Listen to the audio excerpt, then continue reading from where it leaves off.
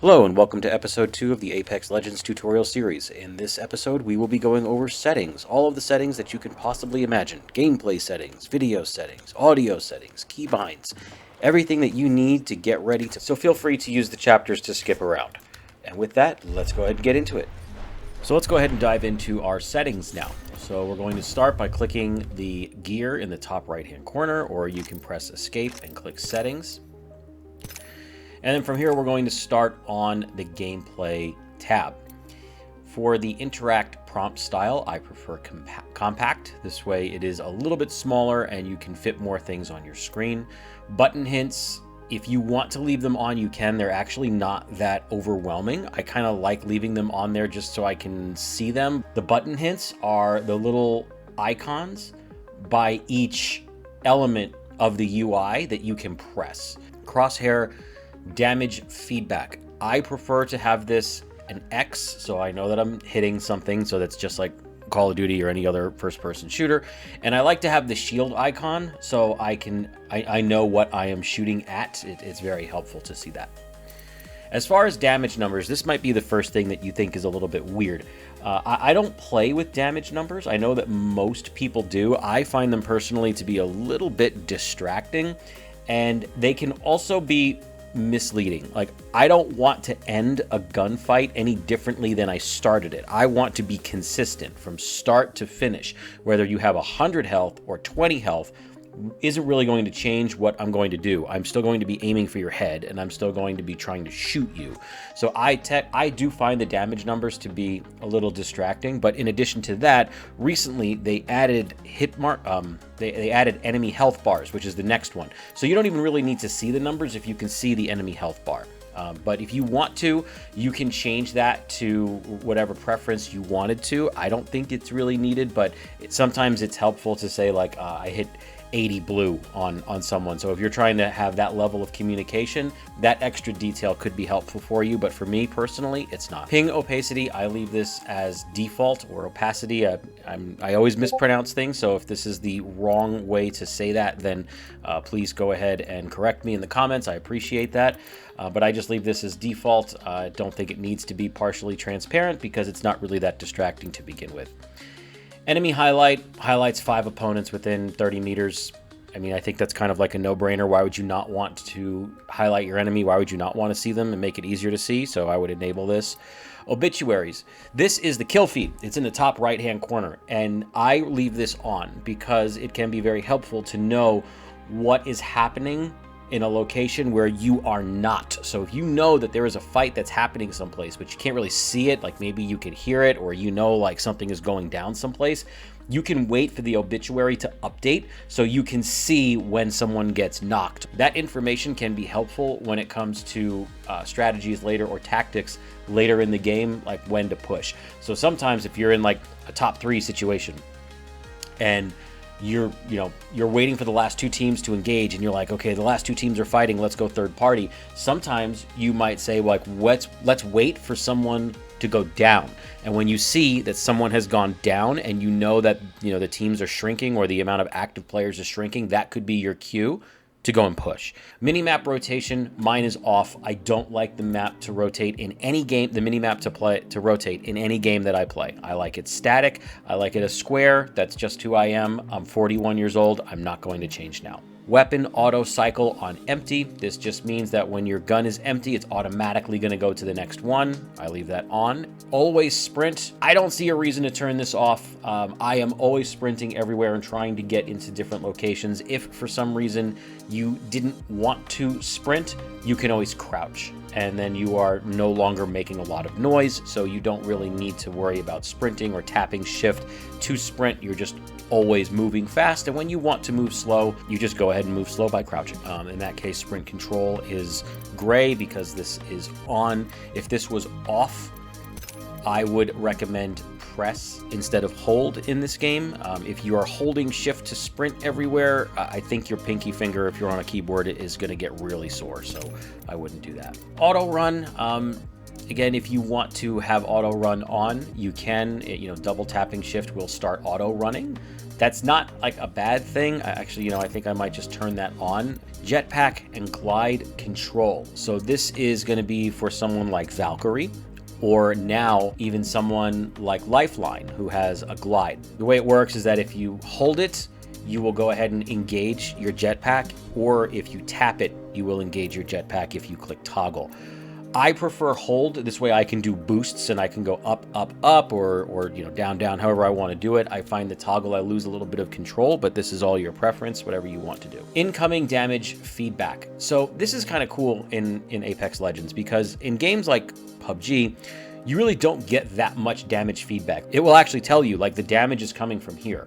So I prefer to have a 2D incoming damage feedback indicator because it's a little bit less obtrusive to me. If it's 3D, it creates all these different shadows and stuff, and I don't really like that. It's not really my style. So I try to have like a minimalist sort of view. Taking damage closes death box or crafting menu.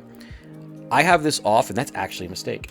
I think that this should be on. If you are looting a death box, there's a menu that pops up and shows you everything that is in your opponent's or in the enemy's loot. So you can go and loot all of their stuff now. Now, if you're looting and someone hits you, you immediately need to stop looting and get into cover or return fire. This makes that a little bit easier, because if you have this off like I did, which was actually a mistake, I forgot to turn this on, then that means that menu will stay up as you are being shot. That makes it harder for you to engage with other players and harder for you to protect yourself. What you have to do is, if you have this off and you are looting and someone else starts to shoot you, you have to press escape in order to get out of that menu. Same thing with the crafting menu, which we will talk about in future episodes. But if you leave this on, easy peasy, as soon as you take damage, it will close, and then you can react to what's happening around you. Health and ammo pop-ups. I'm actually going to change this to limited, again, to go back to my original theme of being a minimalist. I don't like to have lots of things on my screen. Health and ammo voice lines. So this is actually on right now, but it doesn't matter, because for me, right here, dialogue volume is 0. Yeah, I know, that's weird, right? We'll talk about it when we get to audio. But on this one, health and ammo voice lines, I have it on, but it doesn't matter because I have all of my dialogue completely off. It is such a peaceful life. I'm telling you, you have to try it. It's very, very peaceful. So we'll move on to arsenals, map, and HUD icons. Now, we haven't talked about arsenals yet. That is going to be in a future episode, but it's one of the additions to Apex Legends that reduces the loot simulator. I love arsenals. I love that they added this into the game, because one of the biggest complaints about Battle Royale is that I spend all this time looking for this loot and then I just die instantly. Arsenals fix that. You can just get a gun and go. So I leave this on because it does not really clutter the screen. In order to see what this option is offering, you actually have to press M or pull up your map in order to see it. Now, when I pull up the map, that I want to see information on. Like, I try to reduce clutter when it comes to fighting so I can really zero in on my opponent. But when it comes to other areas of the game, like your map, for example, I like to see information there. This will also help on the mini-map as well, and it will show you where the arsenals are. I say leave it on just so you can know where those arsenals are in case you need them. Okay, moving on to off-screen portraits. An off-screen portrait displays the health and status of teammates who are not within your immediate view. This does provide valuable information during gameplay. So if you are, this is something that I can see going both ways, right? To go back to my original theme of being a minimalist, maybe I don't want this information on my screen because I'm trying to reduce the clutter. But on the other side, if I like playing support heroes, I need to see the status of my health, of my teammates' health, so I can know if I need to teleport to them, if I need to throw them a heal or whatever. So I would go ahead, and I'm actually going to turn this off because, oops, we're going to leave that on maximum. I'm going to turn this off because I am not currently playing support heroes. I'm really playing more recon style heroes, and we'll talk about that in future episodes as well. But if you are playing a support hero, I'd recommend turning this on. Hop up, pop up. Okay, this one's a little bit weird. I know it sounds weird, but let's talk about it for just a second. What is a hop-up? I know the first time that I played this game, I was like, a hop-up? What is that? Basically, it's an attachment for a gun that makes the gun do something kind of cool, kind of extra. An example of a hop-up would be like skull-piercing rifling, which increases your headshot damage. Or now the gun shield, where if you put it on a light machine gun, you now get Gibraltar's gun shield, so you can take a little bit more damage when you're moving very slowly with that light machine gun. This element will determine if that pop-up will show when a hop-up is attached to a weapon. I don't really see why this is an option. I don't think that there is a good or a bad way to do this. I'm just going to go ahead and turn it off to continue to go minimalist. Streamer mode, we're not streamers. Don't worry about it. Anonymous mode, anonymize the display of players' names. So if you see someone that's like Octane 4512, that's what this is. It's so people don't see your name. If you want to remain anonymous, go ahead and enable it. Usage sharing. EA collects your data. Oop, my bad. Performance display. I like the performance display, so I know that if I'm lagging, it will show it. I also like to see what my FPS is. It shows it right there. Communication filter determines which players that you can receive text from, whatever. I have this on everybody. Moving on to tutorial systems. This only impacts Bot Royale, so you don't really have to worry about this one.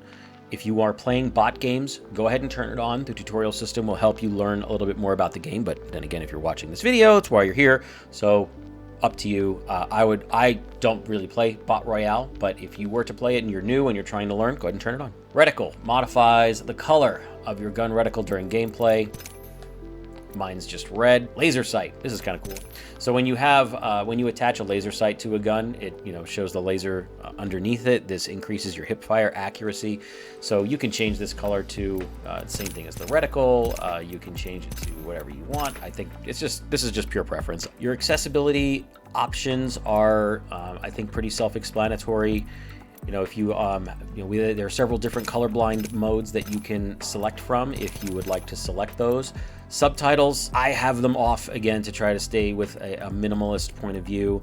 Subtitle size doesn't matter because it's off. This should actually be gray. I guess that's a bug. Whatever. Enable accessible chat features. This includes on-screen hint text as well as voice instructions for accessing chat. This is something that you need. Go ahead and turn it on. I don't. Convert incoming voice to text chat. I don't do this, so this is off. And play incoming text chat as speech. I don't need any sort of text to speech or anything like that, but this is where it is in case you need it. Let's go ahead and move on to video settings. So for video display mode, I recommend full screen just so you can make sure that your computer is fully dedicated to the game. If you wanted to do borderless windowed because you have a really great computer, then go for it. It's really up to you.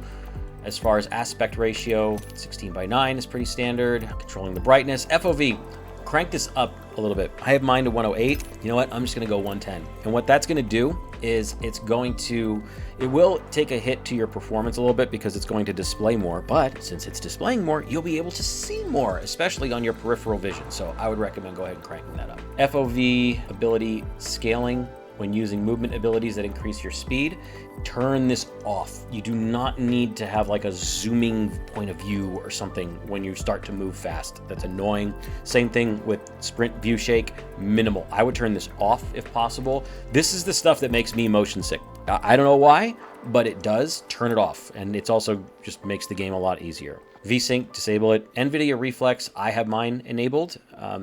I'm not sure how you play your other games, but I would try to be consistent from one game to the next. If you have it enabled, then keep it enabled. If you want to do plus boost, then do that. I'm fine with enabled. For anti-aliasing, I have mine at the second level TSAA. My computer can handle it just fine, and I can still maintain 240 FPS.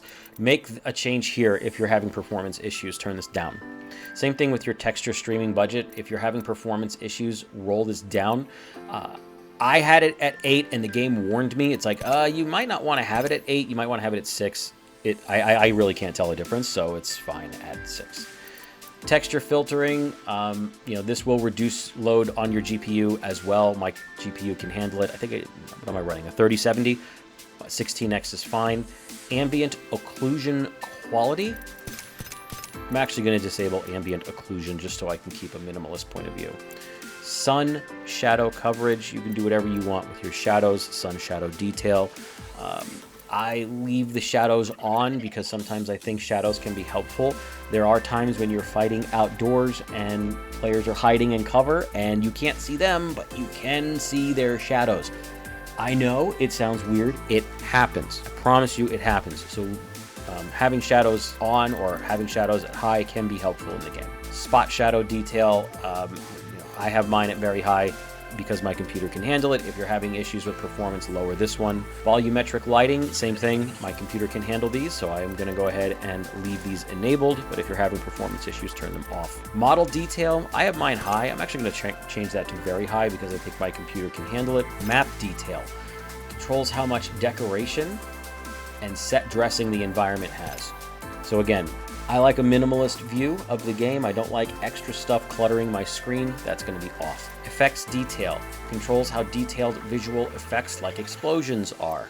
I'll go ahead and turn that down. I don't really need to have fancy explosions on my screen. If you like it, turn it on. Impact marks, I do like to leave this on because recoil is a thing that you will have to learn in this game, and seeing where your shots are going can be very helpful in certain close range or mid-range situations. So I would leave impact marks at high. Ragdolls, I leave it at high because it's fun. Let's go ahead and move over to audio. You can go ahead and set your output information here. Voice chat input is, whatever your voice chat input is. I'll put it on my microphone that I'm talking into right now.